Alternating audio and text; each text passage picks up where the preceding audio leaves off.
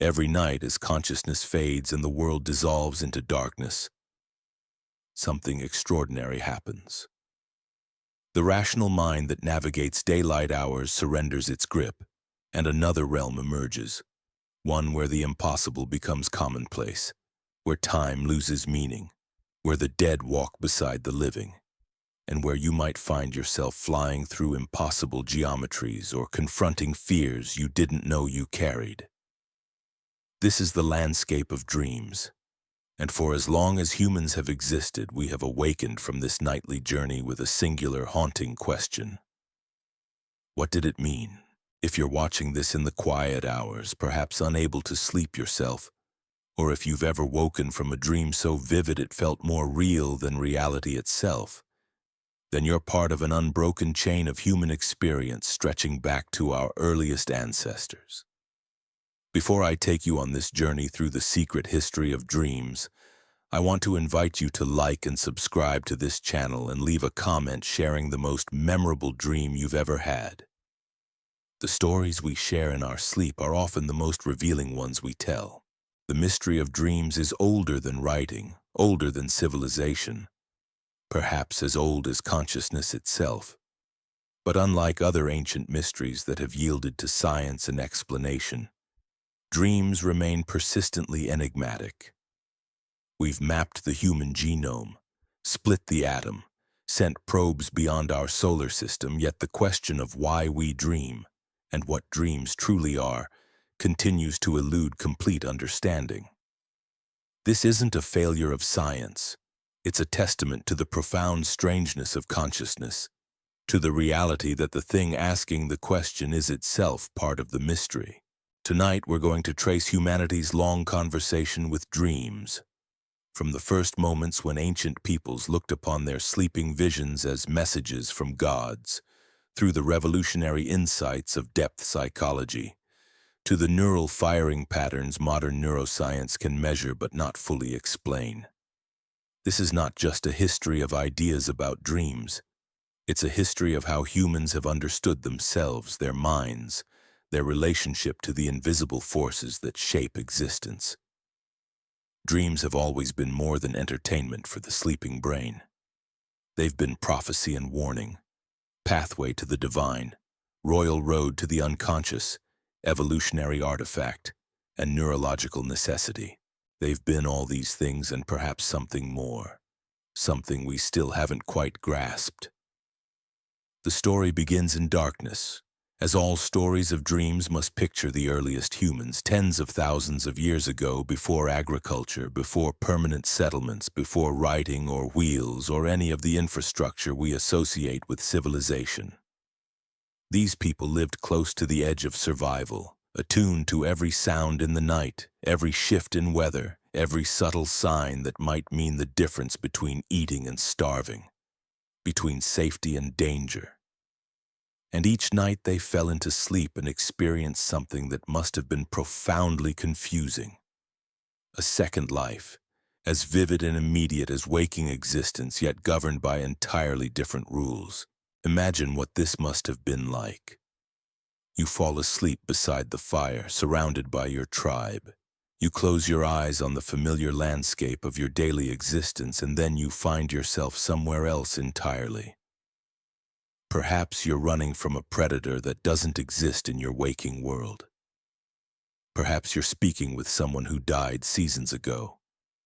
Perhaps you're experiencing impossible transformations, becoming an animal, flying, passing through solid objects. And then you wake, and the rational world returns, but the memory of that other place remains as vivid as any waking memory, yet undeniably different. What would you conclude? The most obvious interpretation, the one that makes intuitive sense from within the framework of pre-scientific thinking, is that your consciousness actually went somewhere. That while your body lay motionless, some essential part of you traveled to another realm, the realm of spirits, of ancestors, of gods. This wasn't superstition in the sense we use that term today. It was reasonable inference from available evidence. Dreams felt real. They contained information. Sometimes they seemed to predict future events or provide solutions to waking problems. The explanation that dreams were journeys to another dimension of reality made perfect sense. This interpretation of dreams as literal journeys or divine communications became foundational to virtually every early civilization we know of. The ancient Sumerians, who built the first cities in Mesopotamia around 5,000 years ago, developed an elaborate system for interpreting dreams. They believed dreams were sent by gods and demons, messages that required careful decoding. Sumerian dream interpretation was sophisticated enough that specialists arose, priests trained specifically in understanding the symbolic language of the night. These weren't charlatans or mystics in the modern pejorative sense. They were the psychologists of their time, the people you consulted when your inner life became troubling or confusing. The Epic of Gilgamesh, one of humanity's oldest surviving stories, is saturated with dreams. Gilgamesh himself experiences prophetic dreams that his mother, the goddess Ninsun, interprets for him. When Gilgamesh dreams of a meteor falling from the sky and an axe that he embraces like a wife, Ninsun explains that these symbolize the coming of Enkidu, who will become Gilgamesh's companion and beloved friend. The dream is presented as having been sent by the gods, as containing genuine information about future events. This isn't narrative convenience. It reflects the Mesopotamian understanding that dreams were communications from the divine realm, windows into fate itself. The ancient Egyptians took dream interpretation even further, developing what might be called the first dream dictionaries. Papyrus texts survive that list dreams and their meanings in systematic fashion. These texts distinguish between good dreams sent by the gods and bad dreams sent by demons. They provide interpretations that mix practical observation with religious belief. Dreaming of drinking warm beer means suffering. Dreaming of seeing your face in a mirror means a new life. Dreaming of your own death, contrary to modern superstition, was considered a good omen, suggesting a long life ahead. The Egyptians understood that dream symbolism was complex, that the sleeping mind spoke in a language requiring translation. What's remarkable about these early Egyptian dream texts is their recognition that dreams needed interpretation, that they weren't always literal. This suggests a sophisticated understanding that the dreaming mind operates differently from the waking mind, that it communicates through symbol and metaphor rather than direct statement. The Egyptians even developed rituals for incubating dreams, practices designed to receive specific guidance from the gods. A person with a difficult decision or question would sleep in a temple, often after fasting or other purification rituals, hoping to receive a dream that would provide divine counsel. This practice of dream incubation would spread throughout the ancient world and persist for thousands of years. The ancient Greeks elevated dream incubation to high art. Temples dedicated to Asclepius, the god of healing, became centers where sick people would come to sleep and receive healing dreams. These weren't primitive hospitals. They were sacred spaces, often built in beautiful natural settings, where the architecture itself was designed to induce a certain state of mind. Patients would undergo purification rituals, make offerings, and then sleep in special chambers within the temple complex. The dreams they experienced were believed to come directly from Asclepius, offering diagnosis, cure, or at minimum, comfort and hope. The fascinating thing about these Asclepian dream temples is that they apparently worked. At least sometimes ancient accounts describe miraculous healings following dream incubations. Modern scholars debate whether these were psychosomatic cures, placebo effects, or simply instances of natural healing attributed to divine intervention.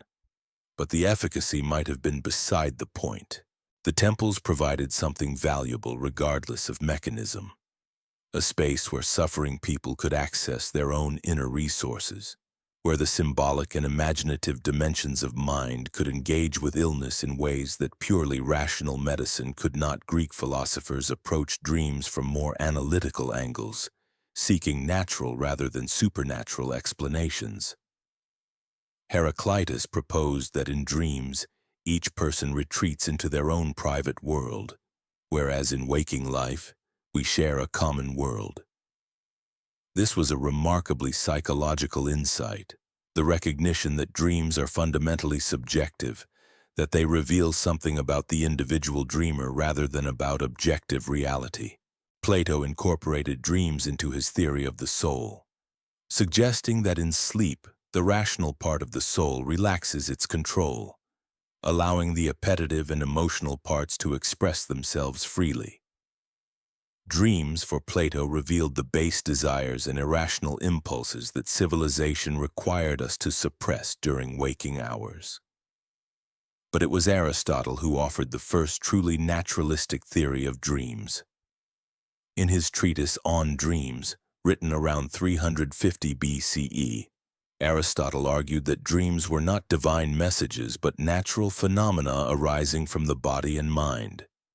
He proposed that dreams were caused by movements in the sense organs that persisted after waking stimulation ceased, like ripples continuing after a stone has disturbed still water. This was wrong in its details, but right in its fundamental approach. Dreams were biological phenomena that could be studied and explained through natural philosophy rather than theology. Aristotle even recognized that dreams could be influenced by physical conditions like illness or digestion, an insight that anticipated modern understanding of how bodily states affect dream content. Yet Aristotle didn't entirely dismiss the significance of dreams. He acknowledged that some dreams seemed to predict future events, and that dreams might reveal information not available to the waking mind. His explanation was subtle. Dreams don't cause future events, but they might allow us to notice subtle signs and bodily sensations that our conscious mind overlooks. Someone might dream of falling ill because their sleeping mind detected symptoms not yet obvious to waking awareness. This preserved the practical value of dreams while rejecting supernatural explanations, a position that many modern neuroscientists would find surprisingly compatible with current understanding. The Roman world inherited Greek attitudes toward dreams, but added its own distinctive elements. Roman culture was deeply concerned with omens and portents, and dreams occupied a privileged position in this interpretive framework. Important political and military decisions might be influenced by dreams. Julius Caesar reportedly hesitated to cross the Rubicon until a dream encouraged him. Augustus Caesar, Rome's first emperor, took dreams so seriously that he passed a law requiring anyone who dreamed about the state to publicly declare it in the marketplace. This wasn't merely superstition. In a society without opinion polls or mass media, dreams provided one of the few ways to gauge the collective unconscious mood, to sense what anxieties and hopes moved beneath the surface of public life.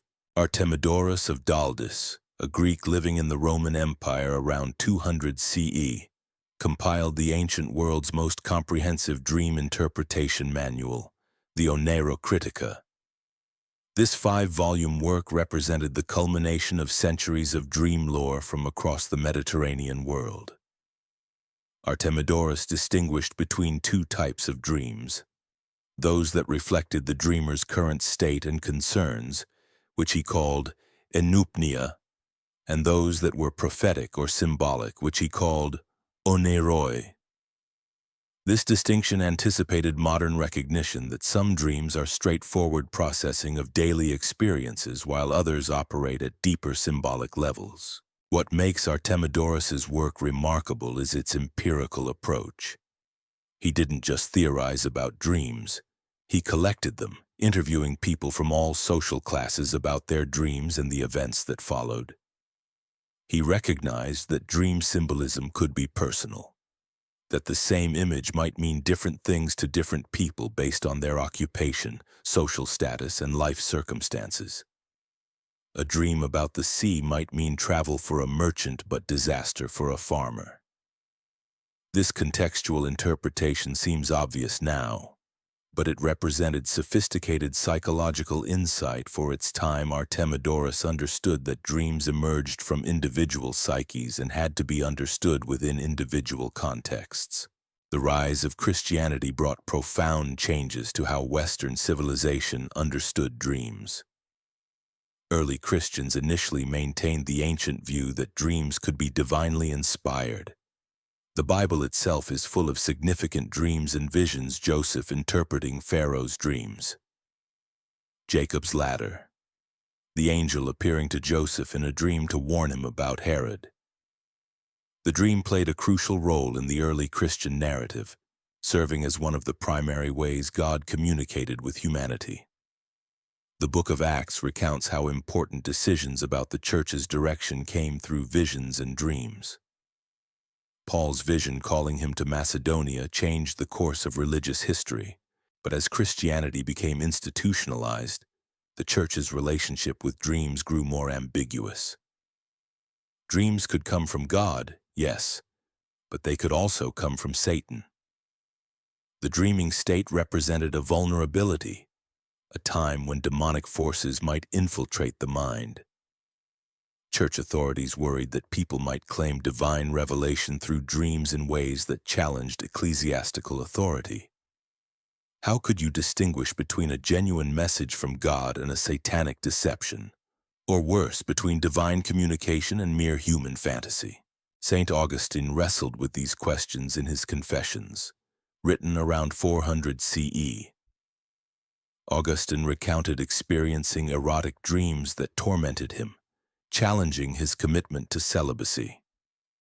He recognized that he could not control his dreams, that the will which mastered waking desires seemed powerless during sleep. This troubled him theologically. How could he be held morally responsible for actions and desires in dreams if he had no conscious control over them? His solution was to distinguish between the dreaming state and the waking state, arguing that dreams occurred outside the realm of voluntary action and therefore outside the realm of sin. But this didn't entirely resolve the anxiety. Dreams revealed desires, and those desires seemed to originate somewhere within the self, even if they emerged during a state of diminished responsibility. Medieval Christianity developed complex attitudes toward dreams. Theological authorities generally taught that most dreams were meaningless, products of physical conditions or demonic interference. True visions from God were rare and usually reserved for saints and prophets. Yet despite official skepticism, dream belief persisted throughout medieval society. People continued to consult dream interpreters, to believe in prophetic dreams, to see the night as a time when the boundaries between worlds grew thin. The church couldn't entirely suppress this ancient inheritance even when it tried.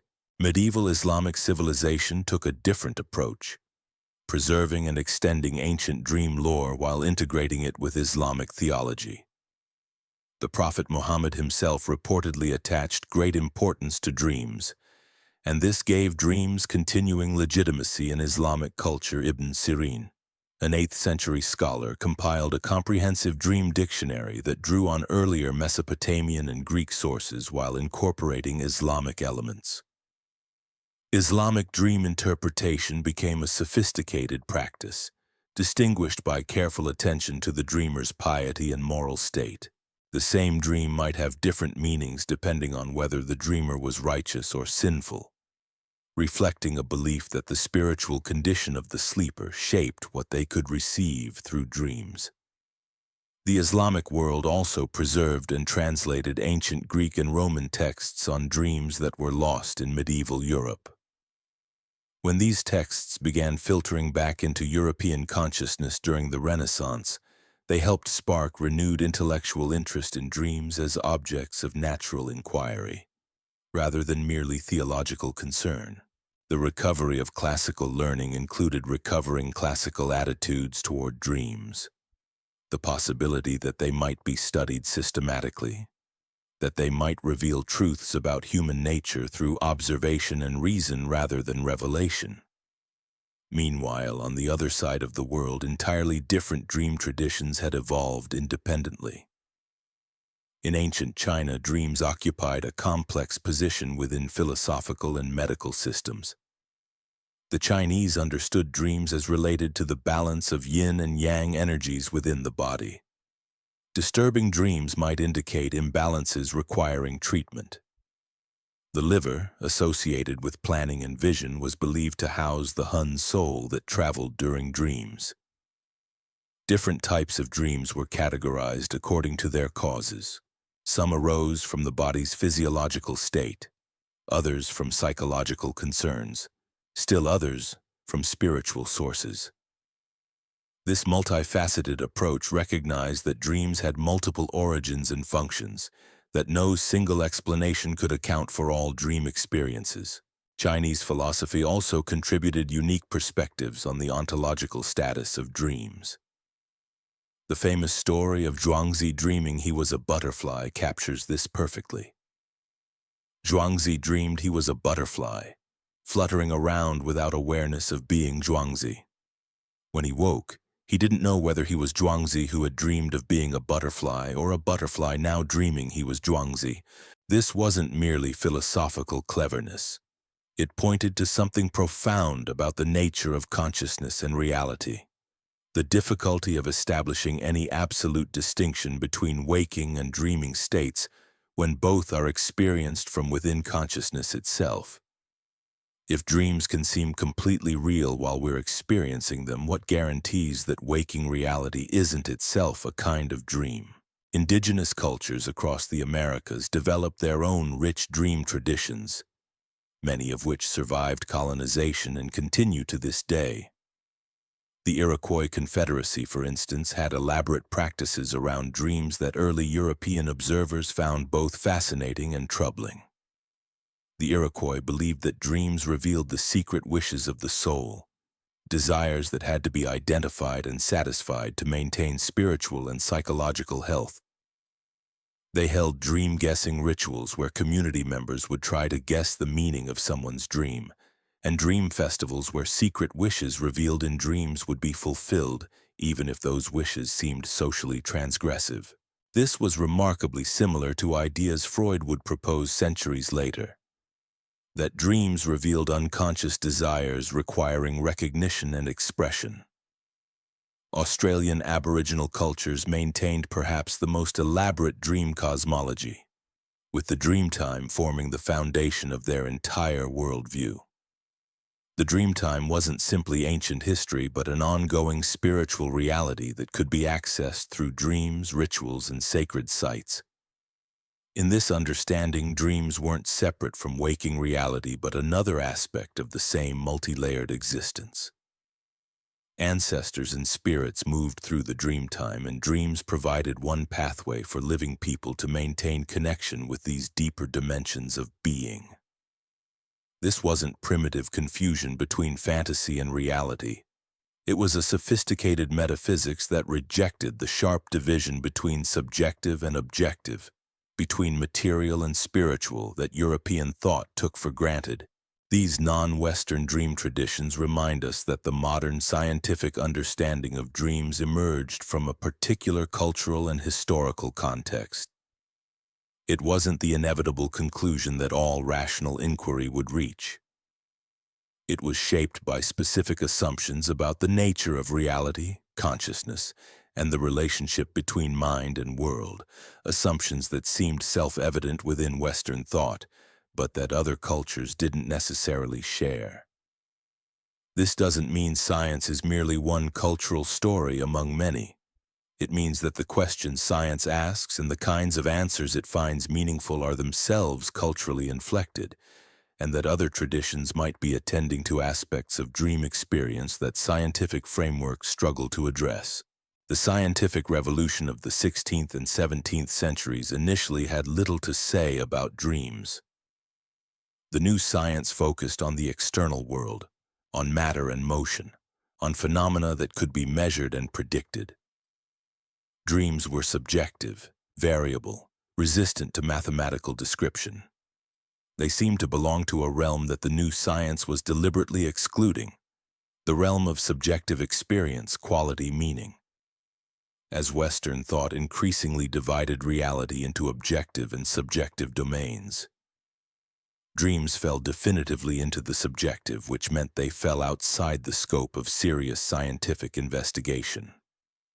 They became private mental events with no objective significance, curiosities perhaps, but not subjects for rigorous study. The philosophers of the Enlightenment generally dismissed dreams as meaningless products of physical processes. The mind, in the dominant materialist view, was determined by the body. Dreams were merely confused sensations arising from indigestion or other bodily disturbances. They contained no hidden meanings, revealed no truths. To look for significance in dreams was to engage in the kind of superstitious thinking that the Enlightenment aimed to dispel.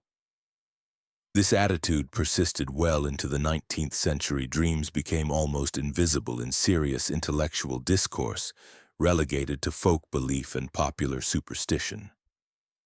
Yet dreams never entirely disappeared from cultural consciousness. Romantic writers and artists found in dreams a source of inspiration and imagery. Samuel Taylor Coleridge famously claimed to have composed Kubla Khan in an opium dream, though the truth of this claim remains debated. Mary Shelley's Frankenstein allegedly originated in a nightmare. The Romantics valorized dreams as expressions of imagination and creativity, as escapes from the prosaic rationality that industrial society imposed. But this was aesthetic appreciation, not systematic investigation. Dreams remained outside the scope of empirical science. The transformation began in the late 19th century, and it came from an unexpected direction. Not from biology or physiology, but from psychology, and specifically from the treatment of mental illness. Physicians working with patients suffering from hysteria, trauma, and neurosis began noticing patterns. Symptoms seemed to have meanings, to symbolize conflicts and traumas even when patients weren't consciously aware of these connections. The mind, it appeared, had depths that weren't accessible to direct introspection. Layers of processing that influenced behavior without entering awareness. Dreams, precisely because they emerged from these unconscious depths, began to look less like meaningless noise and more like potential windows into hidden dimensions of the psyche. Enter Sigmund Freud, a Viennese neurologist who would transform not just how we think about dreams, but how we think about minds, selves, and the entire architecture of human interiority. In 1900, Freud published The Interpretation of Dreams, a book he considered his greatest work and which would become one of the most influential texts in modern intellectual history. The book represented years of work analyzing his own dreams and those of his patients, attempting to decode the symbolic language of the unconscious mind. Freud proposed something radical, that dreams were not meaningless but deeply meaningful, that they represented the fulfillment of unconscious wishes disguised through complex symbolic transformations. Freud's theory began with a clinical observation. Many of his patients' symptoms, paralysis without physical cause, obsessive thoughts, phobias, seemed to symbolize psychological conflicts or traumas. Under hypnosis or through free association, patients could sometimes access memories or feelings that provided insight into their symptoms. The symptoms made sense once you understood the hidden meanings they carried. Freud theorized that the mind contained an unconscious realm where socially unacceptable wishes, traumatic memories, and primitive impulses were repressed, kept out of conscious awareness because they threatened the ego's stability or violated moral standards. But repressed content didn't simply disappear. It sought expression through indirect routes, symptoms, slips of the tongue, and especially dreams. During sleep, when conscious censorship relaxed, unconscious wishes could emerge, but not directly. Because even in sleep, a psychic censor operated to prevent wishes that would be too disturbing from reaching awareness. This is where dream symbols came in. The manifest content of the dream, what we actually remember and experience, was a disguised version of the latent content. The underlying unconscious wish, the dream performed a kind of translation or encoding, transforming forbidden wishes into acceptable symbolic forms. Freud distinguished several mechanisms through which dreams perform this transformation. Condensation combined multiple ideas or people into single dream images, creating dense symbols that carried multiple meanings simultaneously. Displacement shifted emotional intensity from its true object to something more acceptable, so that profound anxiety about death might appear as mild worry about missing a train. Symbolization represented abstract concepts or taboo desires through concrete images, often with sexual connotations. Towers and weapons representing the phallus, caves and vessels representing female sexuality.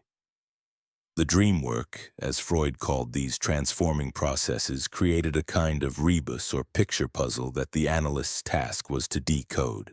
The method of interpretation involved encouraging the patient to free associate to each element of the dream, saying whatever came to mind without censorship. These associations would lead back to the repressed material that the dream disguised. The analyst listened not just to what was said, but to patterns, to slips, to places where associations became blocked.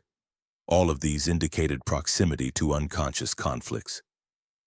Through careful interpretation, the latent content of the dream could be recovered, and with it, insight into the patient's psychological dynamics. The dream was, in Freud's famous phrase, the royal road to the unconscious. Freud's theory was ambitious, comprehensive, and deeply controversial. It placed sexuality at the center of psychological life, suggesting that even apparently innocent dreams often harbored sexual wishes.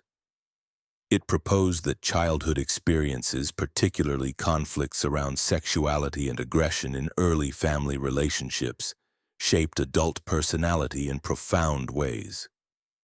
It offered a totalizing explanation for dreams. Every detail was significant, every symbol interpretable, every dream meaningful. This was compelling but also troubling. The theory seemed unfalsifiable. Any objection could be reinterpreted as resistance, as evidence of the very unconscious defenses the theory described. If you insisted your dream wasn't sexual, well, that just showed how powerful your repression was. Despite these problems, Freud's work was revolutionary. He returned dreams to the center of psychological investigation after centuries of scientific neglect. He developed systematic methods for studying them. He recognized that dreams had personal meanings that could be discovered through careful analysis. Most importantly, he established the reality and importance of unconscious mental processes. Whether or not you accepted his specific theories about dream symbolism or psychosexual development, the basic insight that much of mental life occurs outside awareness proved enormously influential across psychology, psychiatry, literature, and culture generally. Freud's approach attracted followers, but it also generated dissent. One of the most significant defectors was Carl Jung, a Swiss psychiatrist who initially worked closely with Freud but eventually broke with him over fundamental disagreements. Jung found Freud's theory too reductionist, too focused on sexuality, too dismissive of the spiritual and transpersonal dimensions of human experience. Jung developed his own theory of dreams, one that acknowledged unconscious processes but understood them differently and attributed different meanings to dream symbols. For Jung, dreams weren't primarily wish fulfillments or disguised expressions of repressed desires. They were communications from the unconscious mind to the conscious ego, providing balance, compensation, and guidance. If someone was too rational and controlled in waking life, their dreams might emphasize emotion and spontaneity. If someone was reckless and impulsive, dreams might present warnings and cautionary images. The unconscious, in Jung's view, possessed its own wisdom and sought the integration and wholeness of the personality, a process Jung called individuation. Jung also proposed that the unconscious had layers. Beyond the personal unconscious, the repository of an individual's repressed memories and feelings, lay the collective unconscious, a deeper stratum shared by all humanity. This collective unconscious contained archetypes, universal patterns and images that appeared across cultures and throughout history. The hero, the shadow, the wise old man, the great mother. These were not just metaphors or cultural constructs, but fundamental structures of the human psyche. Dreams often presented archetypal imagery, connecting the individual dreamer to humanity's collective psychological inheritance. This meant dream interpretation required knowledge not just of the dreamer's personal life, but of mythology, religion, fairy tales, alchemy, and comparative religion. Jung spent decades studying these fields, finding in them evidence of recurring archetypal patterns. A dream image of a journey across water might relate to the dreamer's personal circumstances, but it also connected to ancient myths of death and rebirth, the crossing of boundaries, transformation. Understanding dreams required placing them within both personal and universal contexts. Jung's approach was less systematic than Freud's, more willing to embrace mystery and ambiguity. Where Freud sought to decode dreams definitively, reducing them to underlying conflicts, Jung treated dreams as living symbols that couldn't be exhausted by single interpretations. A dream wasn't a puzzle with one solution, but a multifaceted communication that might reveal new dimensions each time you return to it. This made Jung's approach more flexible but also more subjective, harder to test or verify. It appealed to those drawn to spiritual and mystical dimensions of experience but seemed unscientific to those demanding empirical rigor. The debate between Freudian and Jungian approaches to dreams was never settled, and both traditions continue to influence psychotherapy and dream interpretation today. But even as depth psychology was establishing dreams as meaningful psychological phenomena, developments in biology and neuroscience were approaching dreams from entirely different angles, asking not what dreams meant but what they were, as biological processes, as brain states, as evolutionary adaptations. The discovery in 1953 of rapid eye movement sleep revolutionized the scientific study of dreams. Eugene Osirinsky, a graduate student at the University of Chicago, was studying sleep patterns in infants when he noticed periods where their closed eyes moved rapidly back and forth. Initially thinking his equipment was malfunctioning, he eventually realized these eye movements were real and corresponded to a distinct stage of sleep. Further research by Osirinsky and his advisor, Nathaniel Kleitman, demonstrated that these REM periods occurred cyclically throughout the night in adults, and that people awakened during REM sleep almost always reported vivid dreams. This was extraordinary. For the first time, there was an objective, measurable correlate of the subjective experience of dreaming. You could hook someone up to an electroencephalograph, watch their brain waves and eye movements, and predict with high accuracy whether they were dreaming. You could wake them up during REM sleep and collect dream reports systematically. Dreaming was no longer a purely subjective phenomenon accessible only through memory and introspection. It was a brain state that could be studied with the tools of experimental science. The discovery sparked an explosion of dream research. Sleep laboratories were established where volunteers spent nights connected to equipment monitoring their brain activity, eye movements, muscle tension, heart rate, and breathing. Researchers mapped the architecture of sleep, discovering that people cycled through different stages multiple times each night, with REM sleep occurring approximately every 90 minutes. Each REM period grew longer as the night progressed, so that people typically experienced their longest and most vivid dreams in the early morning hours before waking. Research revealed fascinating details about the physiology of REM sleep.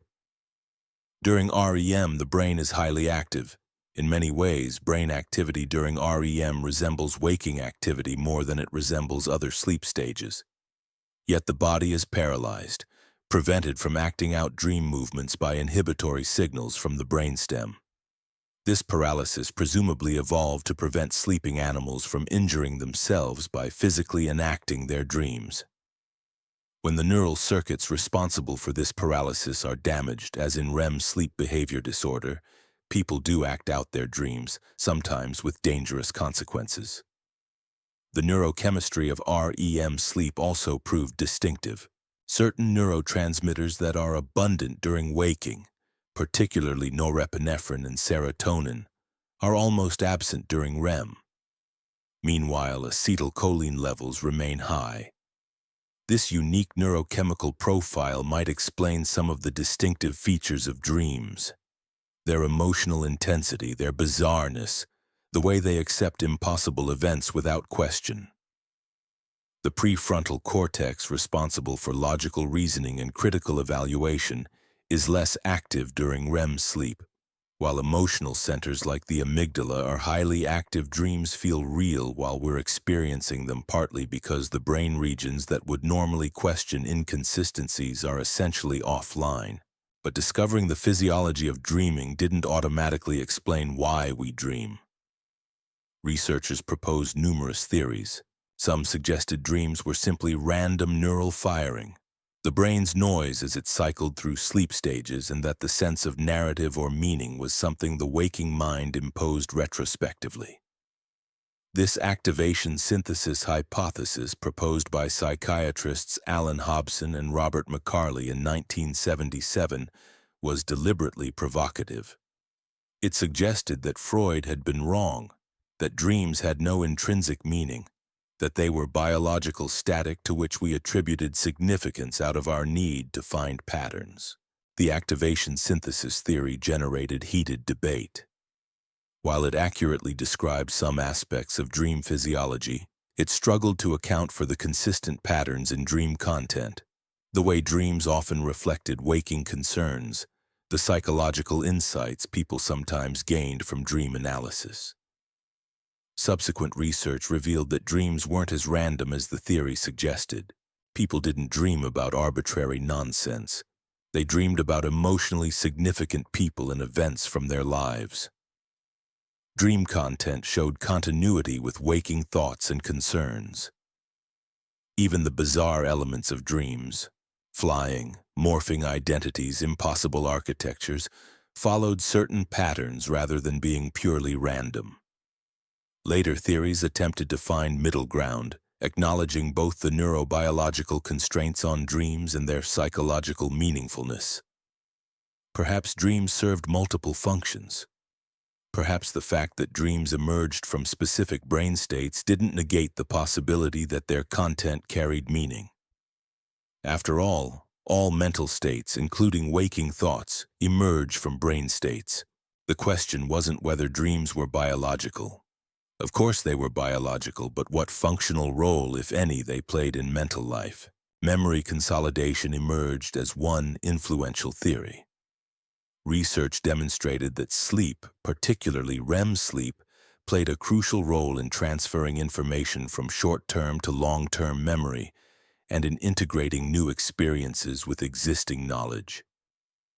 Animals learning new tasks showed increased REM sleep afterward. People prevented from sleeping after learning performed worse on memory tests. The content of dreams often related to recent experiences that were being processed and consolidated. Perhaps dreams were the subjective experience of memory systems doing their nighttime housekeeping, sorting through the day's experiences, deciding what to keep and what to discard, connecting new information to existing memory networks. This memory consolidation theory gained support from studies showing that dreaming about a task could improve subsequent performance. People learning to navigate a virtual maze who later dreamed about the maze showed greater improvement than those who didn't dream about it. The dreams weren't simple replays. They often contained bizarre elaborations and transformations, but they incorporated elements of the learning experience in ways that apparently facilitated memory consolidation. The emotional bizarreness of dreams might even be functional, helping to link new experiences to diverse existing memories through associative connections. Emotional regulation represented another proposed function. Dreams are intensely emotional, more emotional on average than waking thought. The amygdala, the brain's emotional center, is highly active during REM sleep. Perhaps dreams allowed emotional experiences to be processed and integrated in a safe context where they couldn't harm us. Traumatic events often generated repetitive nightmares where the trauma was replayed with variations, possibly representing the mind's attempt to integrate overwhelming experiences. With repeated dreaming, nightmares sometimes became less distressing, suggesting successful emotional processing. The absence of norepinephrine during REM might be important here. This neurochemical is associated with stress responses, and its absence during dreaming might allow emotional memories to be reactivated and reconsolidated without the full physiological stress response. Threat simulation represented yet another evolutionary theory. According to this proposal by Finnish neuroscientist Antti Revonsuo, dreams evolved as a kind of virtual reality simulator for rehearsing responses to threats our ancestors faced: constant dangers, predators, hostile humans, environmental hazards. Dreams that simulated threatening scenarios and allowed practice responses would have provided survival advantages. This would explain why so many dreams involve threat, pursuit, or conflict. It would explain why dreams feel real enough to generate genuine physiological fear responses, and it would explain why children who are more vulnerable and have more to learn dream more than adults. Each of these theories captured something true about dreams, but none seemed entirely sufficient. Dreams likely served multiple purposes, or perhaps different types of dreams served different functions. The intense variability of dream experience, from mundane replays of daily events to bizarre surreal narratives to emotionally overwhelming nightmares to lucid dreams where the dreamer gains conscious awareness, suggested that no single explanation would suffice. Dreams were too complex, too multifaceted to reduce to any single biological or psychological function. The lucid dream phenomenon particularly challenged simple theories. Lucid dreaming occurs when the dreamer becomes aware they're dreaming while the dream continues. Some people experience this spontaneously. Others learn to induce it through various techniques. Lucid dreamers could sometimes control dream events, transforming nightmares, flying at will, or exploring dream landscapes with conscious intention. The existence of lucid dreaming demonstrated that the boundary between waking consciousness and dreaming was more permeable than usually assumed. It suggested that the distinctive features of ordinary dreams, lack of insight into being asleep, inability to control events, acceptance of bizarreness, weren't necessary features of the dream state but contingent characteristics that could be altered. Neuroscientist Stephen LaBerge conducted groundbreaking research on lucid dreaming at Stanford University. He recruited subjects who could lucid dream reliably and had them signal when they became lucid by moving their eyes in predetermined patterns. The eyes can move voluntarily even during REM sleep paralysis. This allowed researchers to determine exactly when lucid dreaming began and to study the brain state changes accompanying it. The results showed that lucid dreaming involved increased activity in frontal regions of the brain, particularly the prefrontal cortex, precisely the area that's usually deactivated during ordinary REM dreams. Lucid dreaming represented a hybrid state, combining features of REM sleep with aspects of waking consciousness. It was neither fully dreaming nor fully awake, but something genuinely in between. The implications were profound.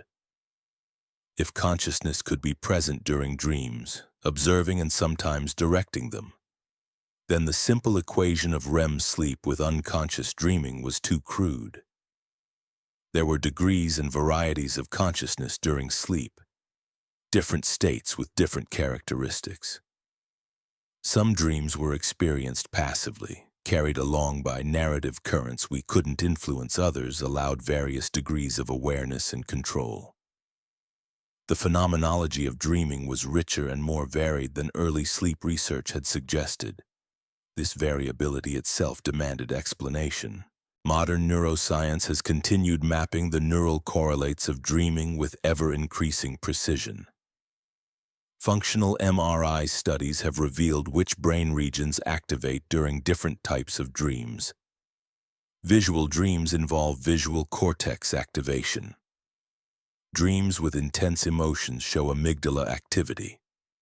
Dreams involving movement planning activate motor areas. But curiously, the patterns aren't identical to waking perception or movement. The brain during dreaming shows its own distinctive signature, similar enough to waking to generate coherent experiences but different enough to explain dreams' peculiar qualities. One particularly intriguing finding involves the default mode network, a set of brain regions that activate when we're not focused on external tasks but engaged in spontaneous thought, memory, imagination, and self-reflection.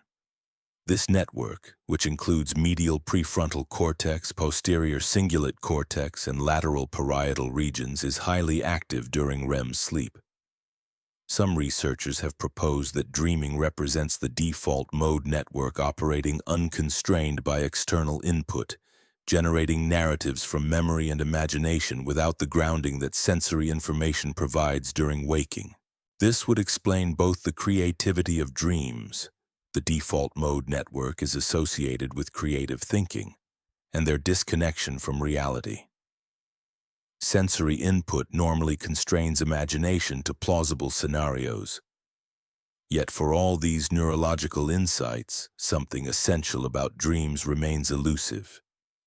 We can measure brain activity, map which regions are active, describe the neurochemical environment, track eye movements and physiological changes.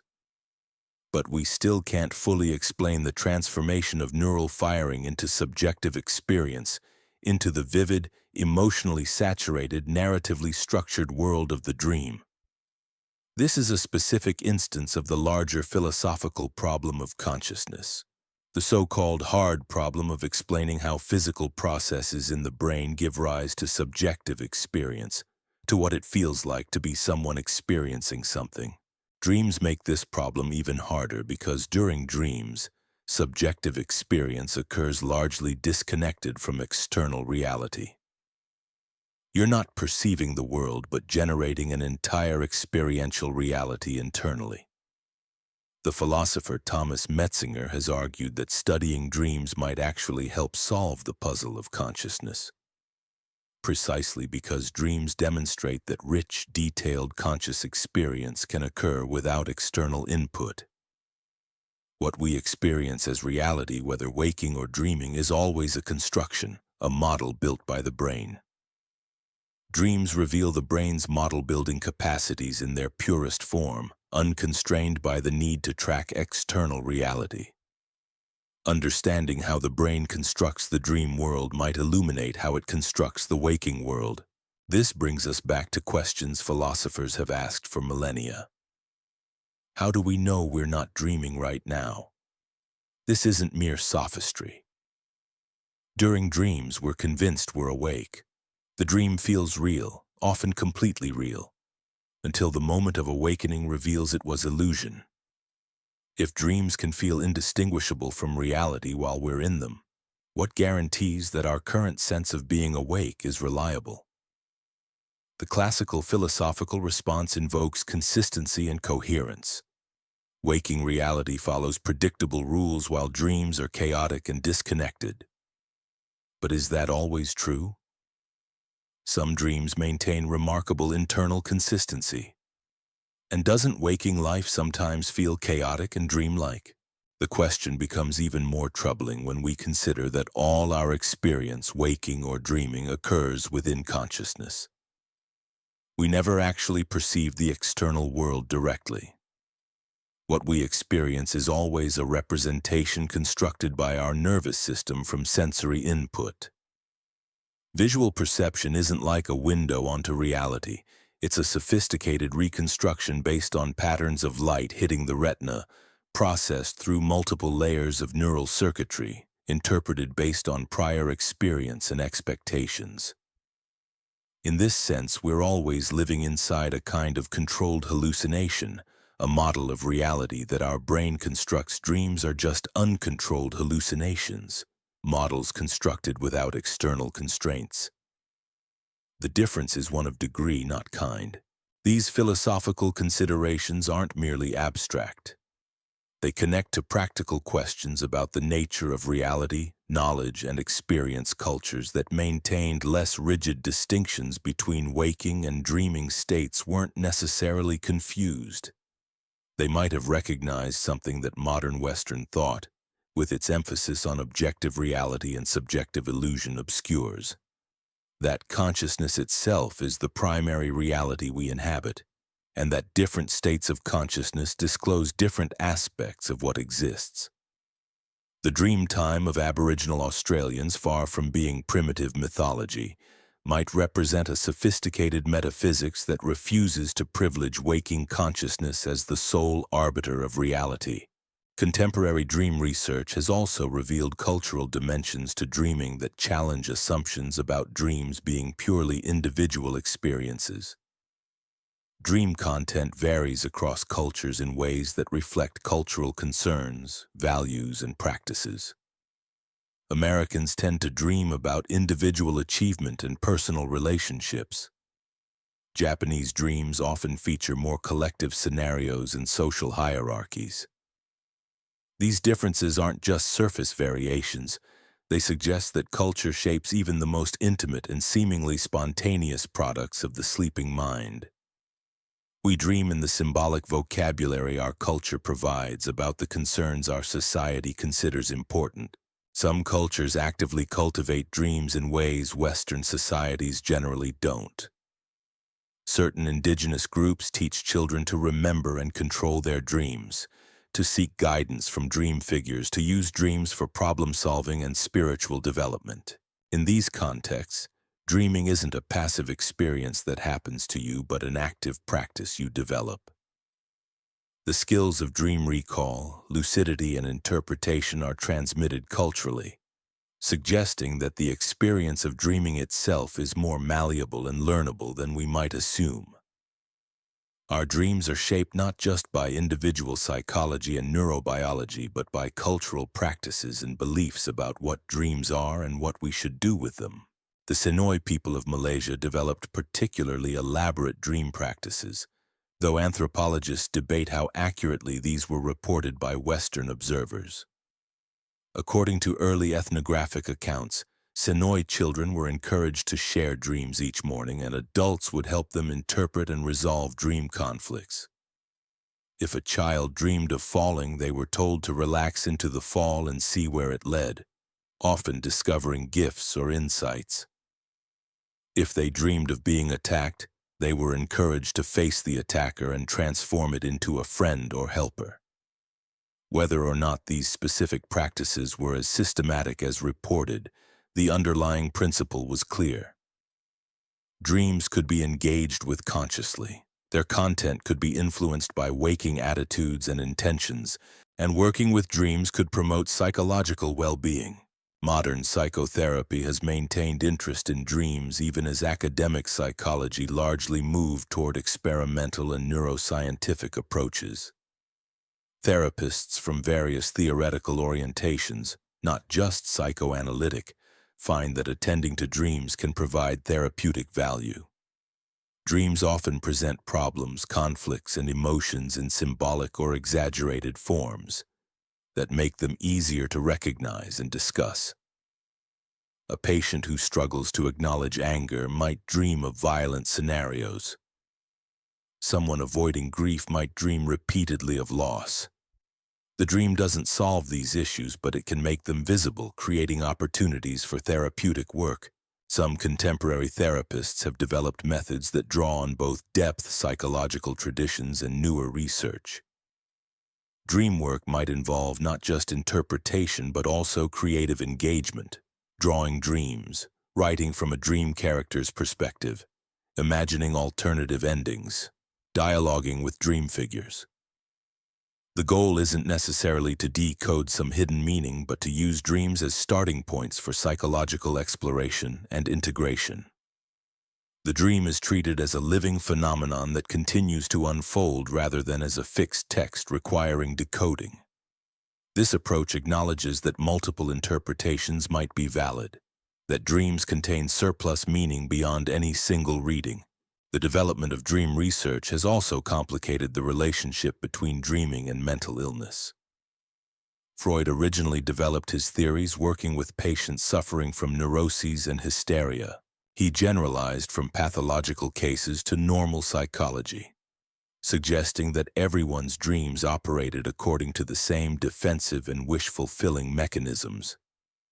But research has shown that dreams in severe mental illness do differ systematically from ordinary dreams. People with schizophrenia report dreams that are less emotionally intense, less socially complex, and less bizarre than typical dreams. Counterintuitively, their dreams are actually more mundane and impoverished. This suggests that whatever produces the rich, strange world of normal dreams is disrupted in schizophrenia, possibly related to the same brain abnormalities that affect waking thought. Depression also affects dreams in specific ways. People with depression dream more frequently about loss, failure, and social rejection. Their dreams are more negative in emotional tone. Interestingly, REM sleep patterns change in depression. Depressed individuals often enter REM sleep more quickly after falling asleep and have more intense REM periods. Some researchers have theorized that this altered REM sleep might be causally related to depression rather than merely a symptom, that something about the neural processes during REM becomes dysregulated in ways that perpetuate depressive thinking. REM sleep deprivation, deliberately waking people whenever they enter REM, sometimes produces rapid if temporary antidepressant effects, though this remains a controversial and impractical treatment. Post-traumatic stress disorder manifests distinctively in dreams.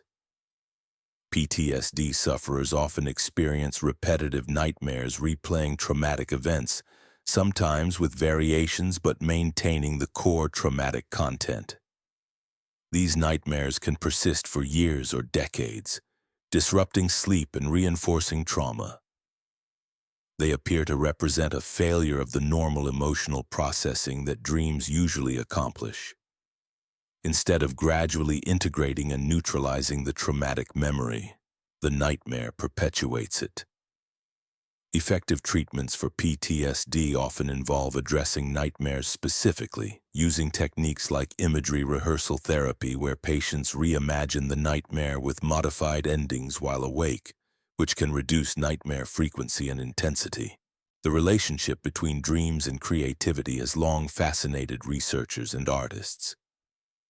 Numerous creative breakthroughs reportedly emerged from dreams. Mendeleev's periodic table, Kekule's benzene ring structure, Elias Howe's sewing machine design, Paul McCartney's melody for Yesterday. These stories are often embellished in retelling, and it's difficult to know how much actual creative work occurred during sleep versus during hypnagogic states or early morning waking when dream memories remain fresh. But the basic phenomenon seems real. Dreams can present novel combinations of ideas, unexpected associations, solutions to problems that eluded waking thought. Why would dreams facilitate creativity? Several factors might contribute. The reduced logical constraint during dreams allows combinations and connections that waking rational thought would reject as impossible or irrelevant. The heightened emotional activation might strengthen associative connections between ideas that share emotional significance even if they're logically unrelated. The memory consolidation processes active during sleep might surface unexpected links between recent experiences and older knowledge. And the narrative structure of dreams forces disparate elements into coherent stories, creating meaning from randomness, exactly the kind of synthetic thinking that defines creativity. Some researchers have attempted to enhance creative dreaming systematically. Salvador Dali famously used a technique he called slumber with a key.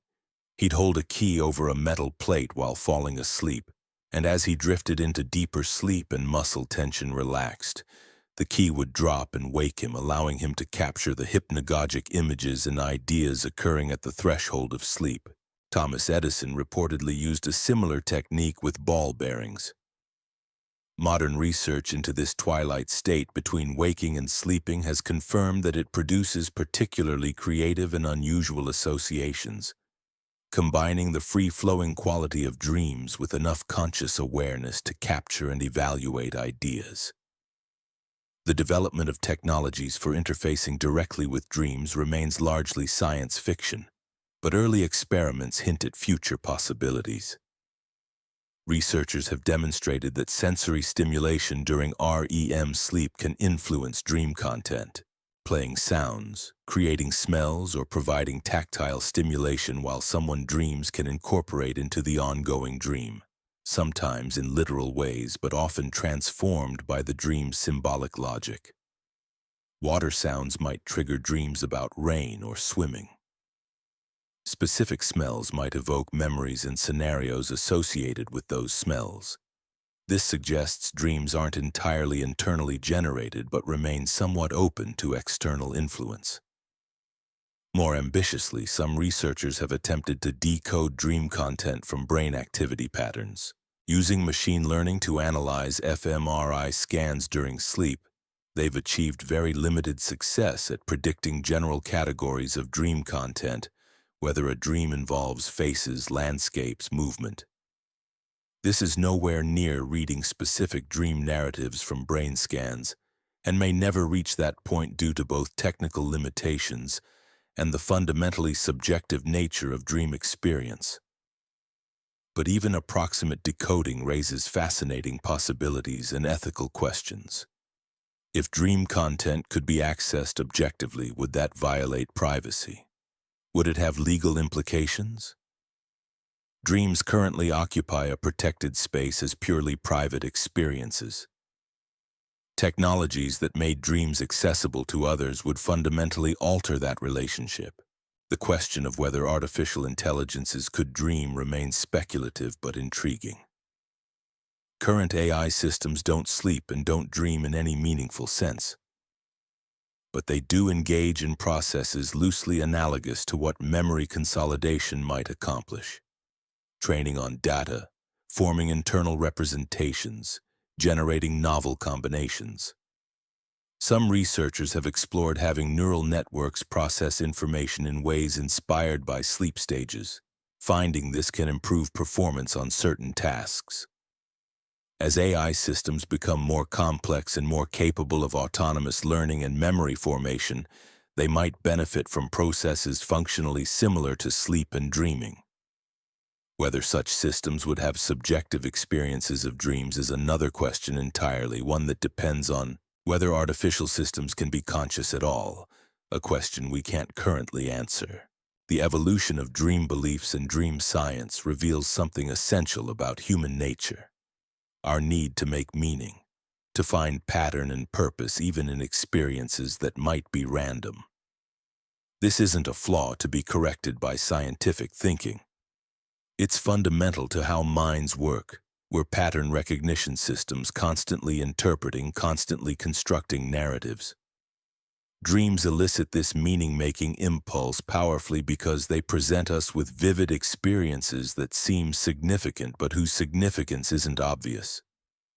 They feel like communications even when there's no communicator. They feel like stories with meanings even when they weren't authored by any conscious intelligence.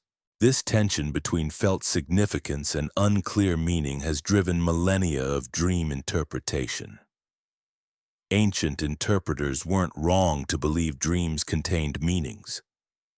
They were wrong about the source and mechanism of those meanings, but the basic intuition that dreams connected to something beyond immediate consciousness, whether you call that the divine, the unconscious, or neural memory consolidation, wasn't entirely mistaken. Modern science has replaced gods and demons with brain regions and neurotransmitters, but the fundamental mystery remains. Dreams emerge from within us yet feel alien, strange, not fully under our control. They present us to ourselves in unfamiliar guises, showing us desires, fears, and possibilities we might not consciously acknowledge. In that sense, they are communications from something beyond the conscious ego, even if that something is just other layers of our own neural processing. The persistence of dream interpretation across cultures and millennia, despite the development of scientific alternatives, suggests that dreams fulfill needs that purely physiological explanations don't address. People want their dreams to mean something. They want help understanding puzzling dream experiences. They want reassurance after nightmares or guidance from seemingly significant dreams. Scientific explanations about REM sleep and memory consolidation, however accurate, don't satisfy these needs. They describe mechanisms without addressing meaning. Explain how without addressing why in the sense that matters to people. Why this dream? Why now? Why did it affect me so deeply? This doesn't mean we should reject scientific understanding in favor of traditional interpretation, but it suggests that different kinds of understanding serve different purposes.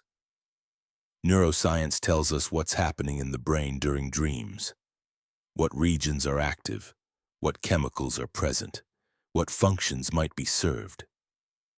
Psychology helps us understand how dream content relates to waking concerns, personality, and emotional state. But the personal significance of a dream, what it means to the individual experiencing it, requires interpretation that goes beyond either neuroscience or generalized psychology.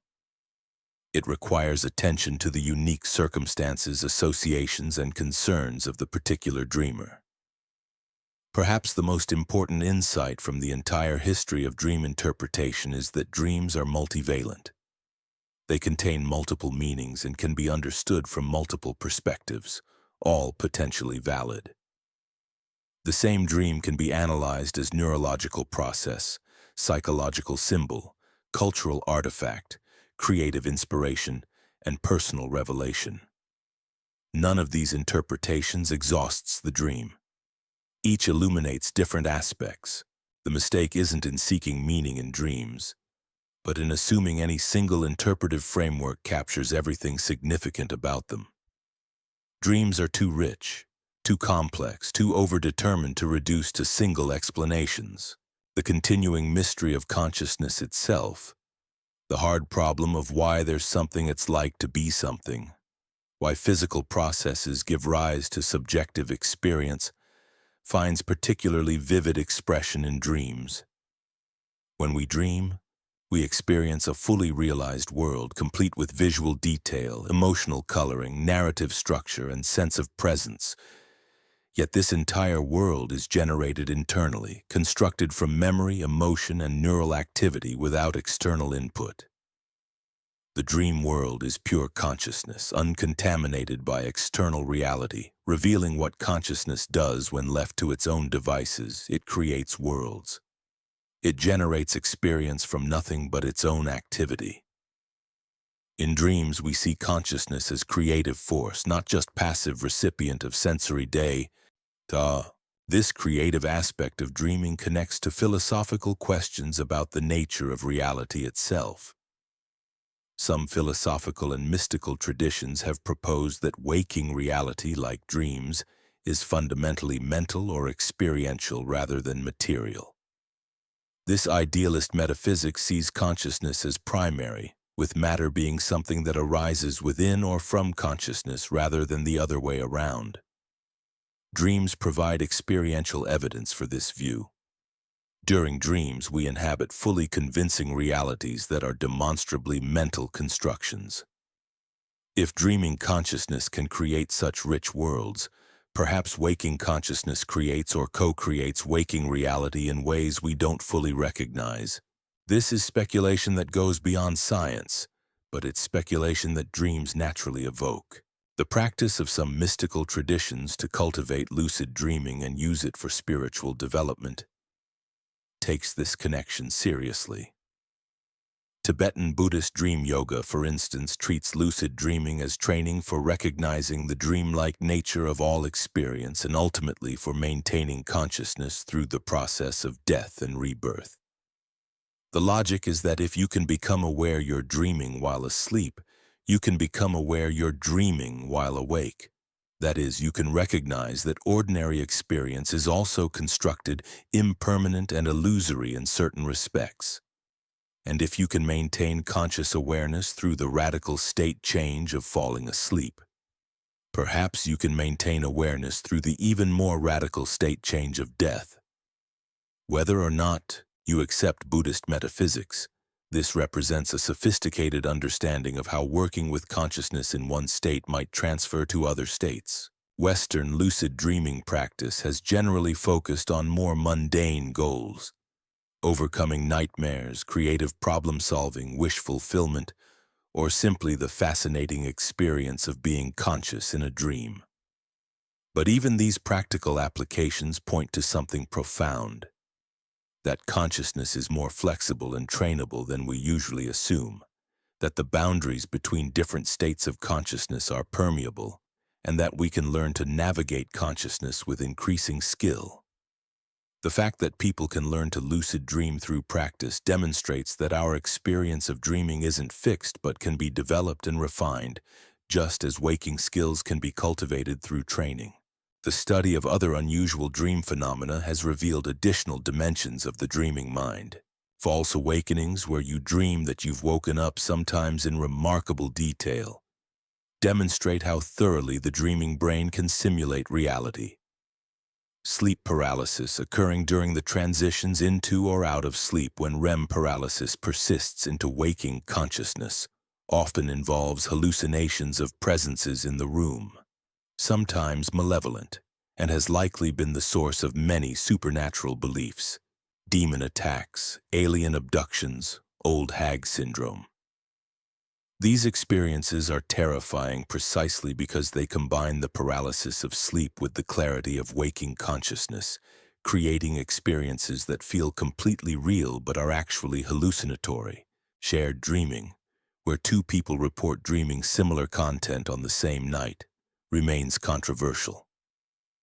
Rigorous scientific studies have failed to confirm that people can reliably share dream content beyond chance.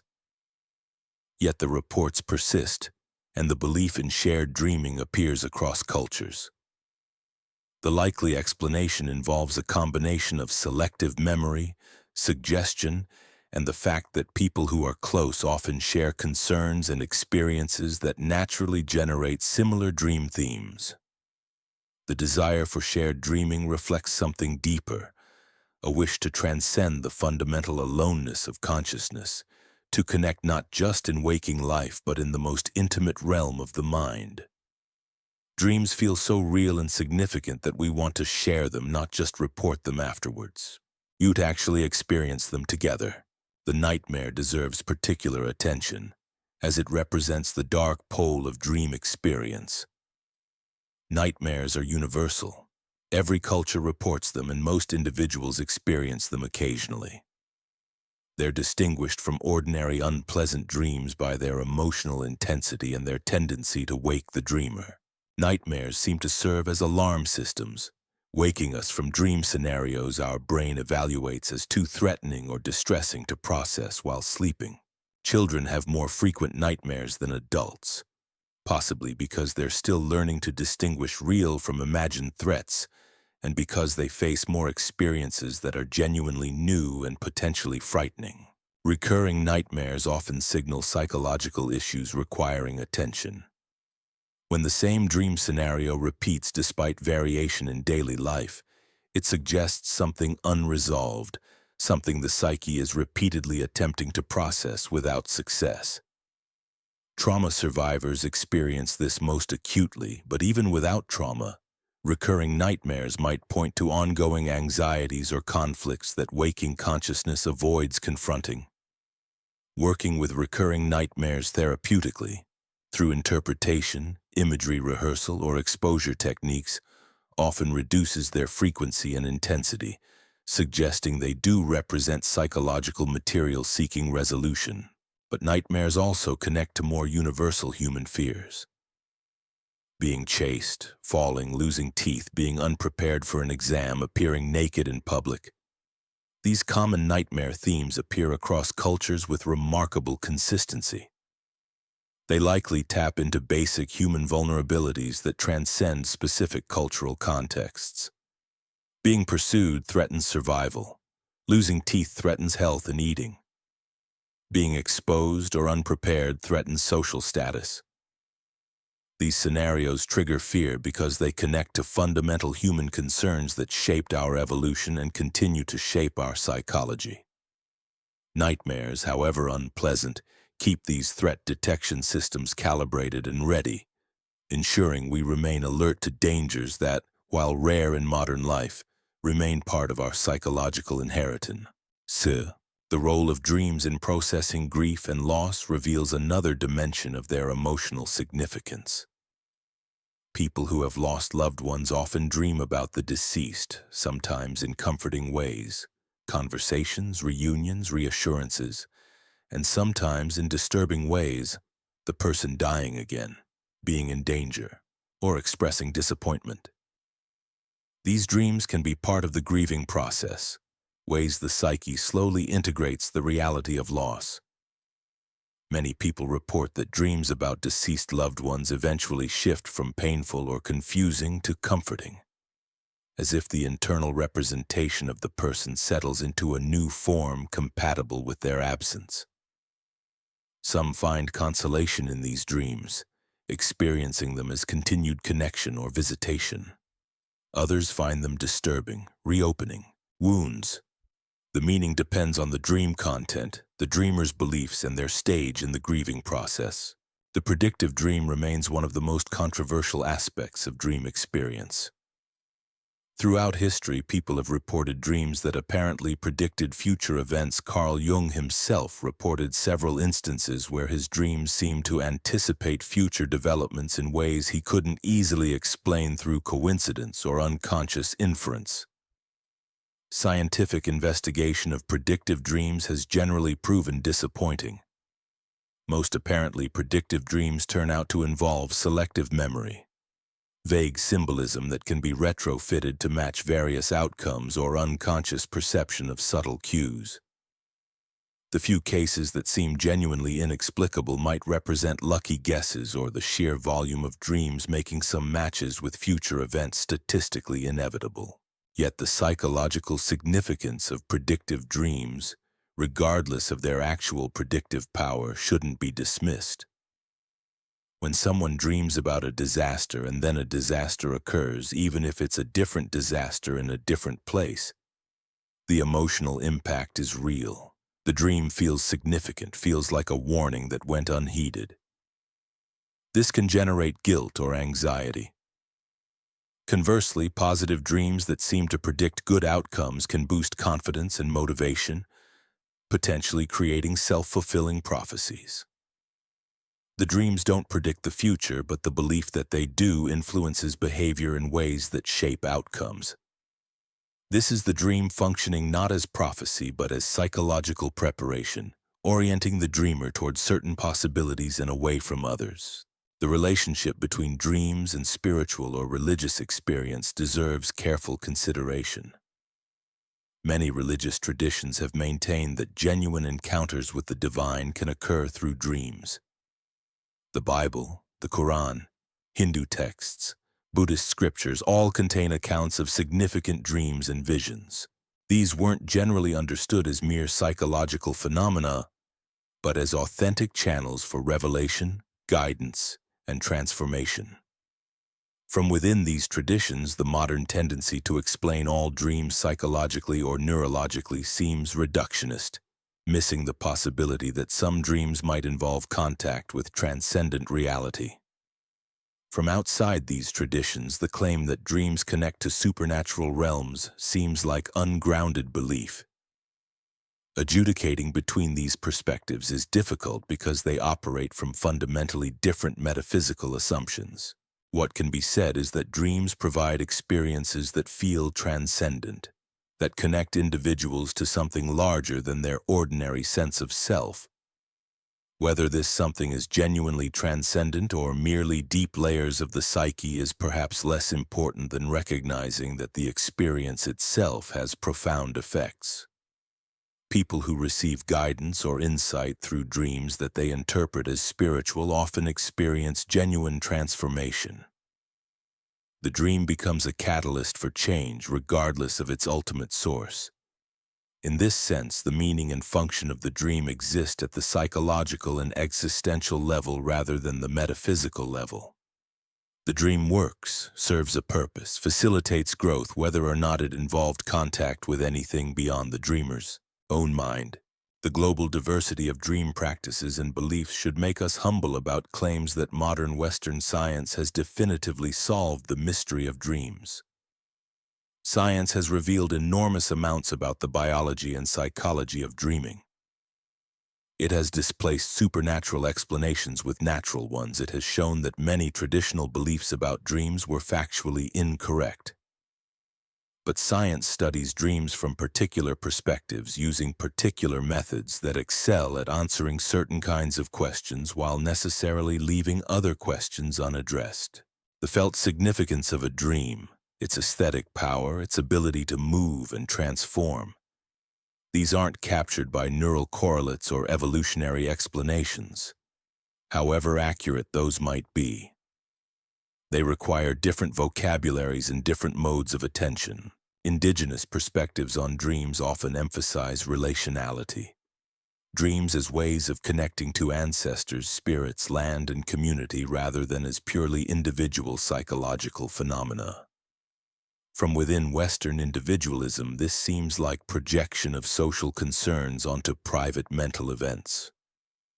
But perhaps Western individualism itself is the limited perspective, missing something about the fundamentally relational nature of consciousness. Even our most private thoughts and dreams are formed through language, symbols, and concepts derived from our cultural context. We never dream in isolation from culture, even when we dream alone. The content, the concerns, the symbolic vocabulary, all of these are culturally mediated. Indigenous approaches that understand dreams as communal or relational, ional, might be recognizing this social dimension more explicitly than Western approaches that treat dreams as individual possessions.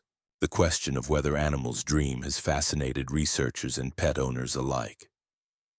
Anyone who has watched a sleeping dog twitch, paddle its legs, and perhaps make small sounds has wondered whether the dog is dreaming.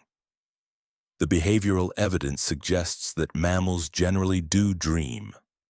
They show the same REM sleep stages that humans do, with similar brain activity patterns and similar paralysis, with occasional muscle twitching. Rats that spent days learning to navigate mazes show hippocampal firing patterns during sleep that precisely match the patterns from navigation, as if they're replaying their routes.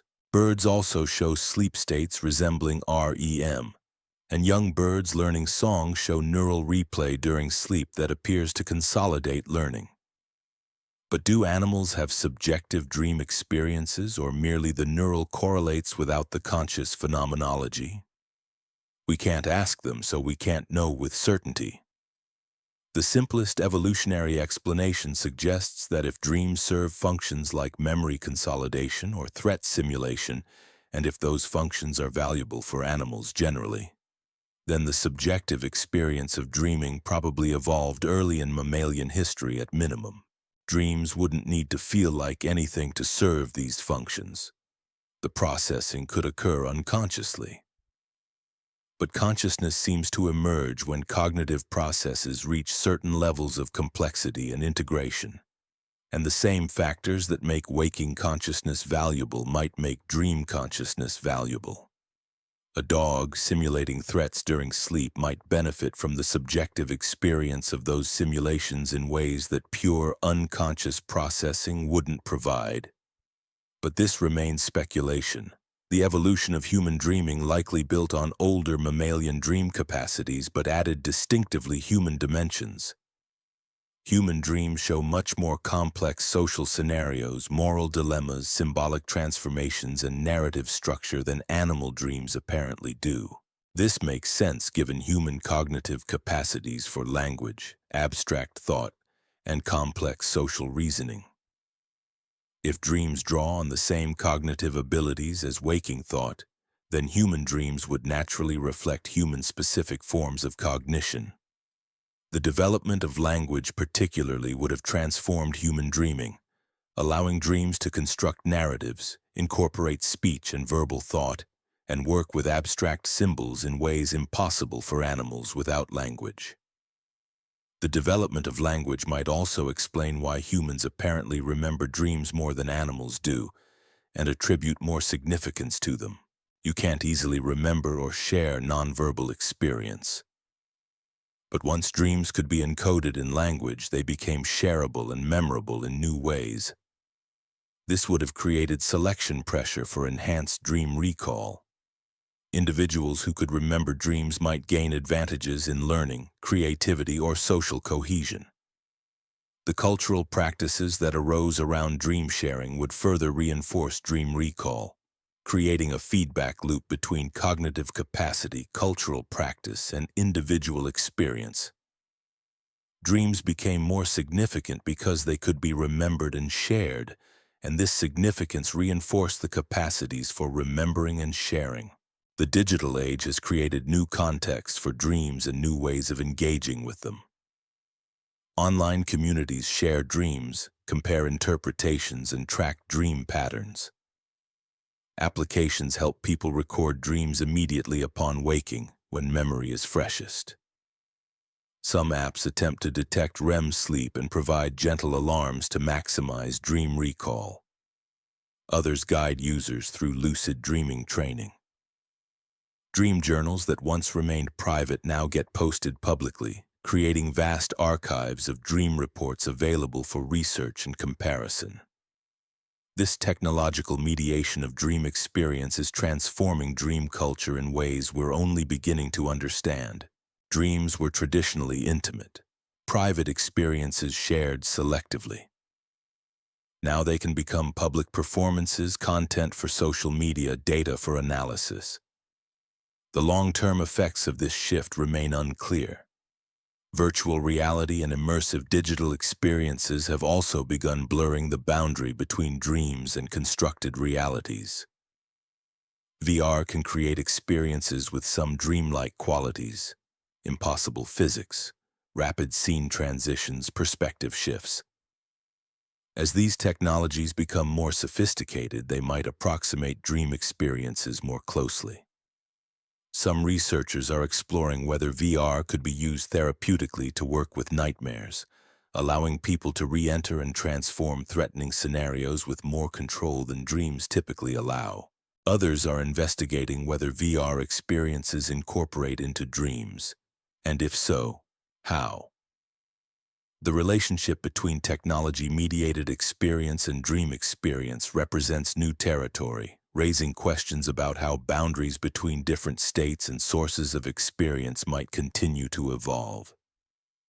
The future of dream science will likely involve continued integration across multiple levels of explanation. Neuroscience will map brain activity during dreams with ever greater precision, possibly identifying the neural basis for specific dream contents or the mechanisms that generate dream bizarreness. Psychology will continue exploring how dreams relate to waking cognition, emotion, and mental health.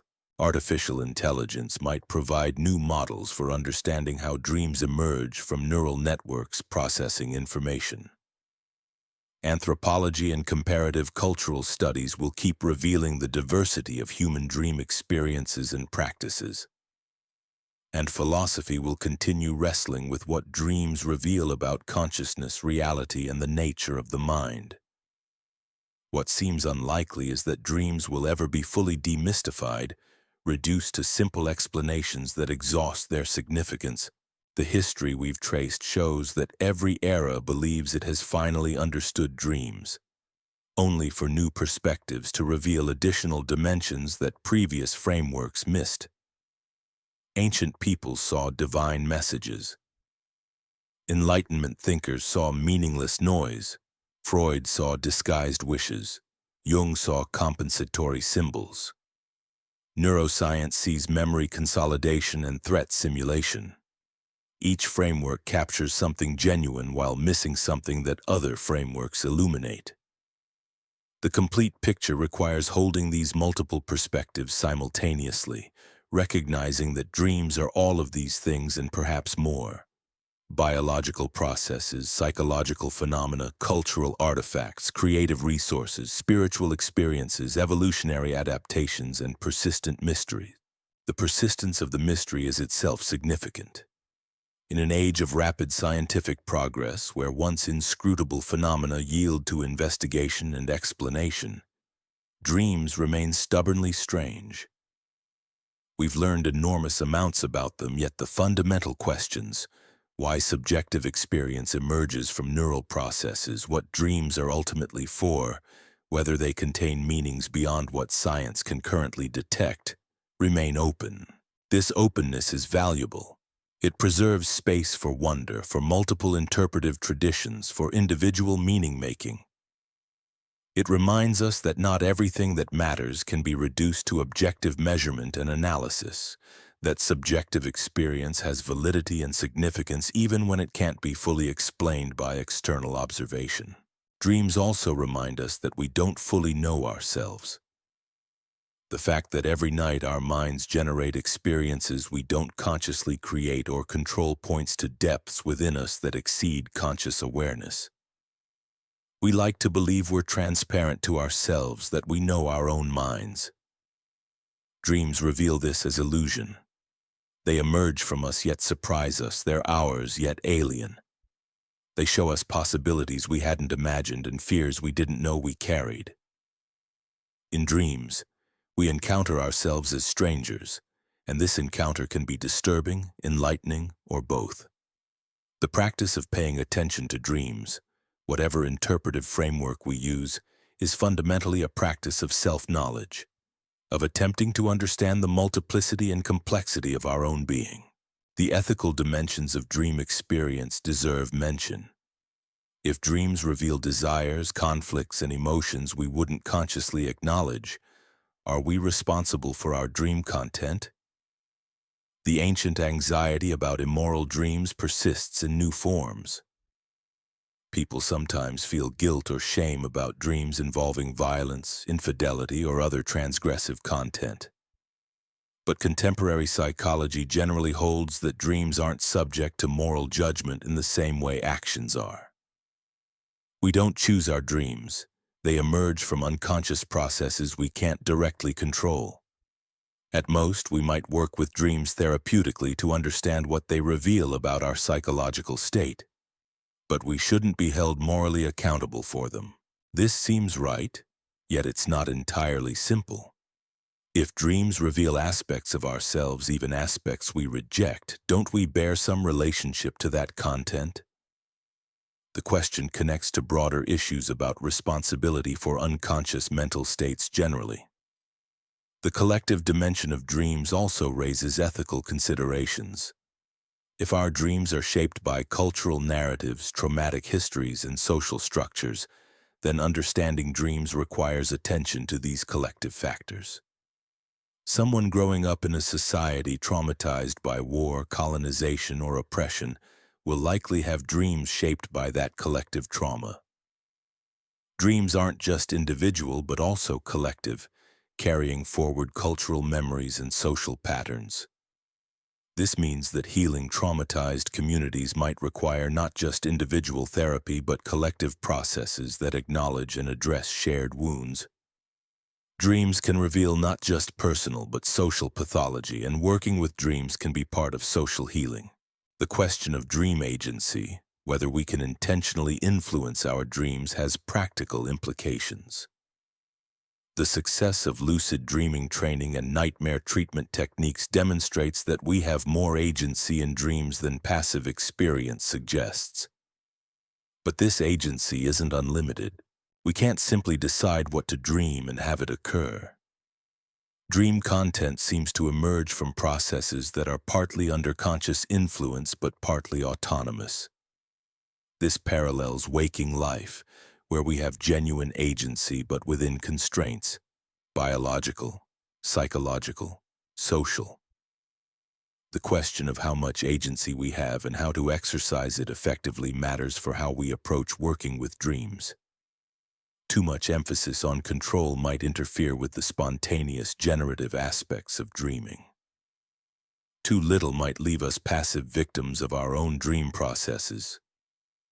Finding the right balance between accepting dreams and actively engaging with them seems crucial. The future evolution of human consciousness and dreaming remains an open question.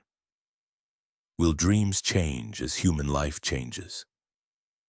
Will technology alter not just how we record and share dreams, but how we dream? Will the distinction between waking and dreaming experience blur further as virtual realities become more immersive and as we spend more time in technologically mediated environments? Or will dreams retain their essential character regardless of external changes, representing something so fundamental to how brains process experience that it remains stable across cultural and technological shifts? We don't know. But the questions themselves are fascinating. Some speculative thinkers have proposed that humanity might eventually gain greater conscious access to and control over dream states, that lucid dreaming might become the norm rather than a rare skill. This could potentially unlock new forms of creativity, learning, and psychological development. Others worry that too much conscious control over dreams might undermine their spontaneous, revelatory functions, turning dreams into mere wish fulfillment or entertainment. The tension between accepting dreams as they come and actively shaping them might represent a fundamental dialectic that will persist regardless of how dream practices evolve. We need both receptivity and agency, both letting dreams happen and engaging with them consciously. The relationship between collective and individual dreams also raises intriguing possibilities. Could technology enable new forms of shared dreaming? Not necessarily dreams that multiple people experience simultaneously, which seems neurologically implausible, but shared dream spaces where people could enter related dream environments, compare experiences, and work with shared symbolic content. This might create new forms of group therapy, collaborative creativity, or collective meaning-making. Or it might simply commercialize and degrade what works precisely because it's private and spontaneous. The line between enhancing dream experience through technology and corrupting it by imposing external structures seems perilously thin. As we stand here in the early 21st century, with centuries of accumulated knowledge about dreams but still facing fundamental mysteries, several conclusions seem warranted. First, dreams are irreducibly complex, operating at multiple levels simultaneously: biological, psychological, cultural, existential. No single explanatory framework captures everything significant about them. Second, dreams matter. They affect us deeply, influence waking life, provide insights and inspirations, facilitate emotional processing and memory consolidation. They're not mere epiphenomena but integral to mental life. Third, dreams remain mysterious in ways that should inspire humility. We don't fully understand consciousness, we don't fully understand dreams, and we might never fully understand either. This isn't a cause for despair, but for wonder. The secret history of dreams is ultimately the history of human self-understanding. Each culture, each era, each individual works to make sense of these nightly journeys into strangeness. The interpretations change, but the fundamental experience remains: falling into sleep, entering another world, living another life governed by other rules, and then returning with memories that fade even as we try to hold them. This cycle has repeated billions of times across human history, and it will continue as long as humans exist. Each cycle asks the same essential questions. Where did I go? What did it mean?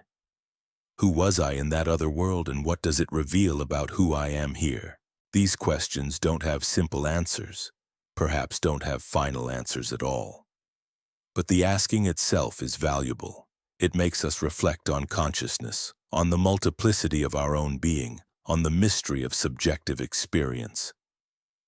Dreams prevent us from taking waking reality as simply given. They show us that other modes of experience exist, that consciousness is more flexible and creative than everyday life reveals. They remind us that reason and logic, however valuable for navigating waking life, don't exhaust what minds can do. They demonstrate that we contain more than we consciously know, that depths exist within us that occasionally surface in symbolic form. Perhaps most importantly, dreams keep alive a sense of wonder about the mind itself. In an age that increasingly treats minds as computational systems, brains as biological machines, and consciousness as something that will eventually be fully explained by neuroscience, dreams resist complete reduction. They retain an element of magic, not in the supernatural sense, but in the sense of genuine mystery, of phenomena that exceed easy explanation. The dream reminds us that to be conscious is to be something more than a mechanism. That subjective experience has qualities and meanings that can't be captured by purely objective description. The poet and the scientist approach dreams differently, ask different questions, seek different kinds of understanding. The poet asks what the dream felt like, what it revealed, what new possibilities it opened. The scientist asks what brain regions were active, what evolutionary function is served, what experimental predictions can be tested. Both approaches are valid. Both reveal truths. The complete understanding of dreams requires both precision and poetry, both measurement and meaning, both explanation and interpretation. Dreams live at the intersection of body and mind, brain and consciousness, biology and culture. They belong fully to none of these domains alone, but emerge from their interaction. If you've stayed with me through this long exploration, you've journeyed from ancient Mesopotamia to modern sleep laboratories, from mystical dream practices to neuroscientific theories, from Freud's consulting room to the frontiers of consciousness research. We've seen how every era has wrestled with dreams, finding in them reflections of their deepest concerns and highest aspirations. We've traced humanity's slow realization that dreams arise from within rather than from without, from brain rather than from gods, yet remain no less mysterious for this relocation of their origin. We've discovered that the question, "What are dreams?" doesn't have a single answer but many answers, each revealing different facets of a phenomenon too rich and multidimensional to capture from any single angle. As you prepare for sleep tonight, perhaps you'll attend to your dreams with fresh awareness. Perhaps you'll remember more than usual, or notice patterns you hadn't recognized before.